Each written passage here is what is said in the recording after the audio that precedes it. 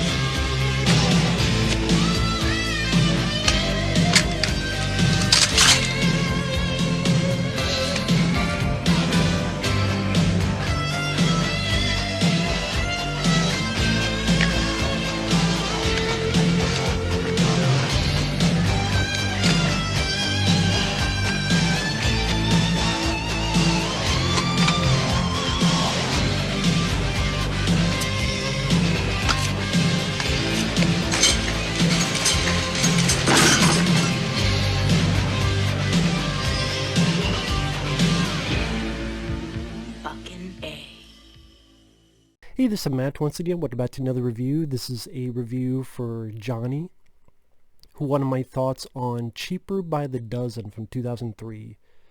Now, first off, if anyone's ever interested in requesting pretty much any type of videos, you'd either request it by joining my Patreon or send a request directly via my PayPal.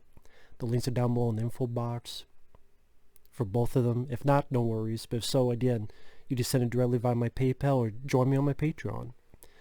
But Cheaper by the Dozen, it's a film I had not seen before. It's a remake of a film from 1950, and it stars Steve Martin and Bonnie Hunt, and they're a couple that have 12 kids, hence the title. Of the kids, you have Tom Welling from Smallville. He's the oldest son. Hilary Duff is one of the daughters.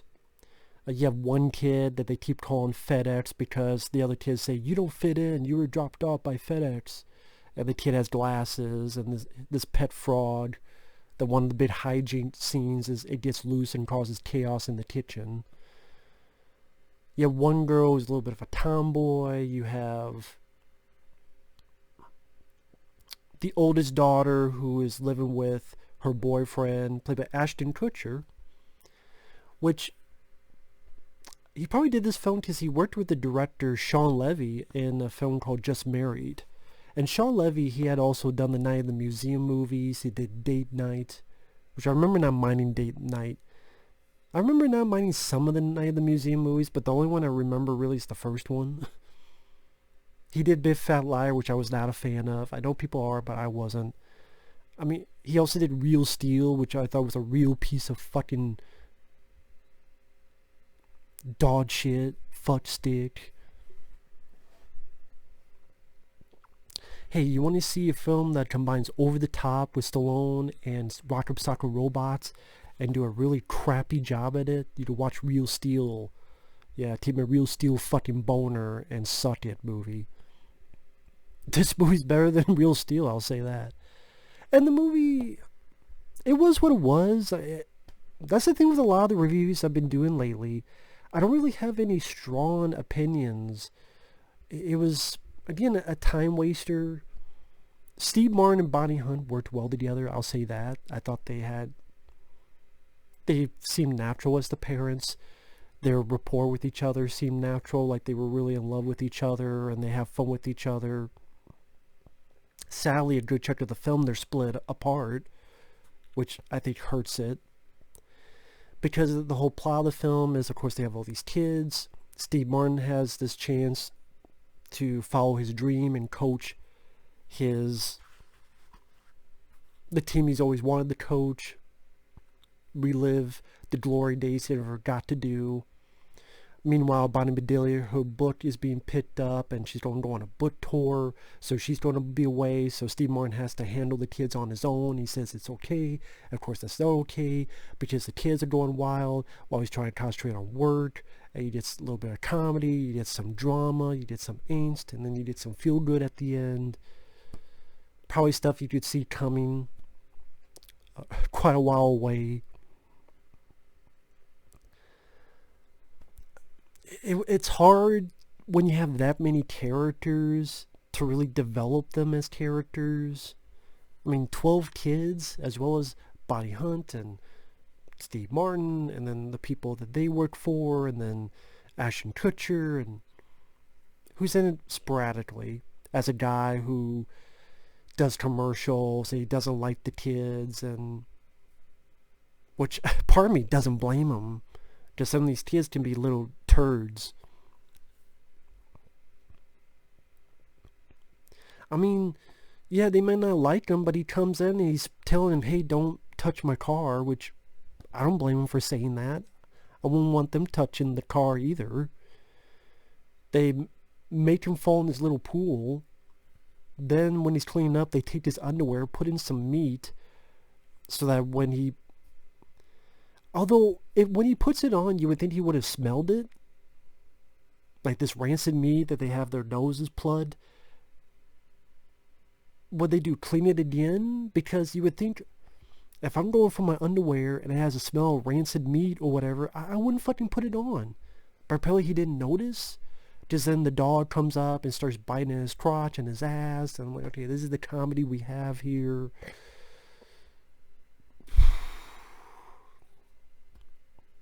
It's just chaos. Yeah, kids puking, kids slipping, buckets on heads. The kids are miserable. Steve Martin feeling the pressure and tension of the job. Tries to punish the kids. You can't go to this birthday party. They do anyway. One of the gifts is a snake and gets loose. And as one kid puts it, everybody's turned to a jerk since we moved here. Because that was at the beginning of the film. They moved from a place the kids did not want to move. But Steve Martin and Bonnie Hunt made the move. And Tom Welling, he doesn't like it at school because everyone keeps picking on him. And I'm like, you're Superman. You're Clark Kent. Beat the shit out of him. Punch him in the fucking face. Why don't you just do that? Knock their fucking teeth out. Kick them in the balls. Tell them to go fuck themselves. It's not that kind of movie. Say, I'm Superman, motherfucker. Suck my super dick. Or kiss my super ass. What's a super ass? I don't take a closer look. You will feel the power of thunder entering your veins and your head will explode scanner style. That's super ass. Just do something, man. But Bonnie Bedelia comes back and everyone is tense around each other. The one kid who keeps being called FedEx, his fraud dies. No one wants to listen to him. He runs away. I guess I'm not ranting about this because I've seen so much worse comedies. That's the thing, when the past few months I've seen Bucky Larson and I've seen, well, a long time ago I saw Going Overboard and Movie 43 and Inappropriate Comedy, and I've seen a lot of bad movies like Amazing Bulk, fucking, what was the one, The Beast, 70s film that literally had horse cock in it. If you want to know what that is, feel free to watch my review. Trust me, there's no footage of that. Thankfully. Because I'm not that nuts. When I watch stuff like this, and this stuff, for the most part, is inoffensive. You know, I didn't notice any piss jokes. I didn't even notice much fart jokes. There's a little bit of puking, but you don't see it. You just hear it, get the idea. Steve Martin and Bonnie Hunt, I thought, did a good job. I didn't really find much funny about it. And maybe also I'm not ranting on it because I thought the sequel was worse than this. That one probably will be a rant because I thought the sequel was like a shitty version of The Great Outdoors. Because it takes place in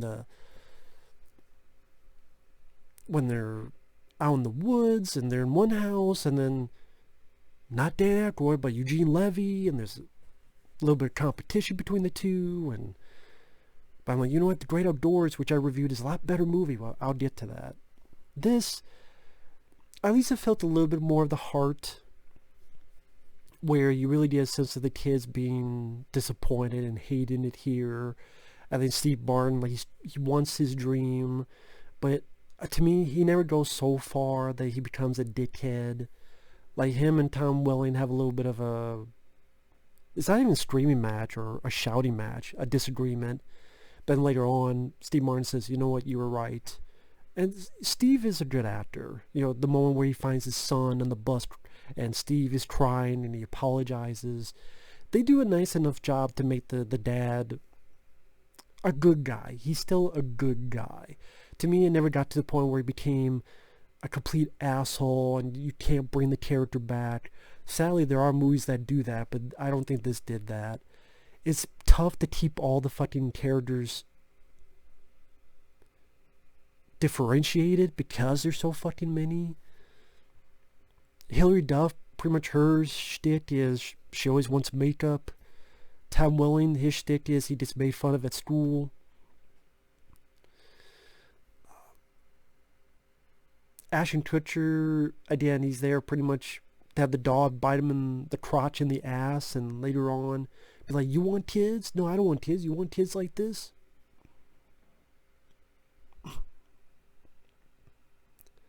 Which is why he doesn't come back for the sequel. Again, there's some nice heart to it.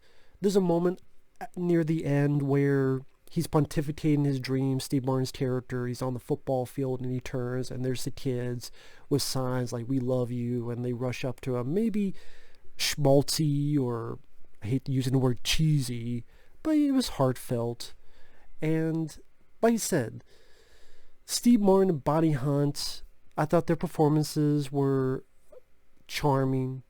I wish there was more with them together.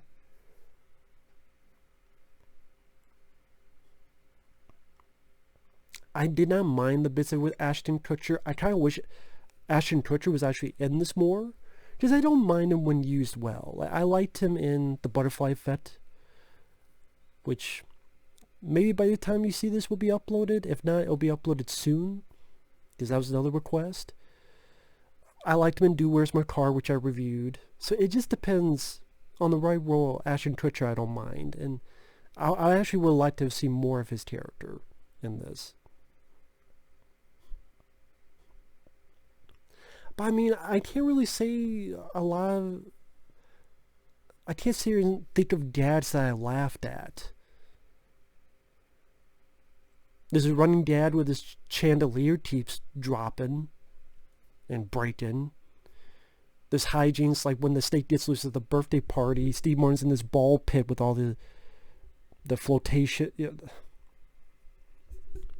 know, the ball pit that you gotta huff up and puff up. And it expands and explodes and Steve Martin flies off. And I don't know, maybe I'm just getting too old for it.